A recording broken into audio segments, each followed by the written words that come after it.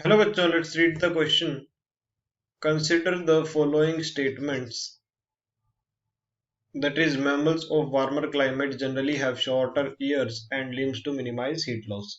ठीक है, तो हमें इन स्टेटमेंट में से करेक्ट स्टेटमेंट्स बतानी है. ठीक है, तो चार स्टेटमेंट है हमारे पास. एक एक रीड करेंगे और करेक्ट इनकरेक्ट बताएंगे. ठीक है, तो जो वार्मर जो एरिया होता है, क्लाइमेट होता है, ठीक है, वहाँ के जो वहां पे शॉर्टर एयर होते हैं और लिम्स होते हैं ताकि वो हीट लॉस को मिनिमाइज कर सके.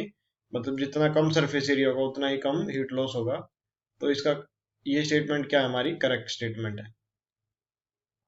ठीक है, और all organism have behavioural adaptation that allow them to respond quickly to stressful situation.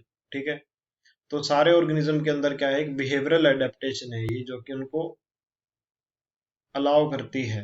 ठीक है, कि वो क्विकली वो स्ट्रेसफुल सिचुएशन पे एक्ट करे. ये बिहेवियरल नहीं होती. बिहेवियरल हमारी कौन सी होती है कि वो क्या करे, सनबास्क करे. ठीक है, वो फिर जैसे क्रोकोडाइल करते हैं. ठीक है, जब गर्म हो जाते हैं तो वो वाटर के अंदर चले जाते हैं, और जब ठंडे हो जाते हैं वो वाटर से बाहर आ जाते हैं. ठीक है, या फिर जो बिहेवियरल एडेप्टेशन में आती है, जो हमारी जो छिपकलियां हैं, ठीक है, वो सन बास्किंग करती है उस तरह से. तो ये स्टेटमेंट हमारी इनकरेक्ट हो गई. Some organism possesses behavioral adaptation which allow them migrating temporarily to less stressful condition. तो ये स्टेटमेंट हमारी करेक्ट है. माइग्रेशन में क्या होता है कि वो टेम्परेरीली किसी लेस स्ट्रेसफुल कंडीशन में माइग्रेट कर जाता है, जैसे हमारे साइबेरियन क्रेन.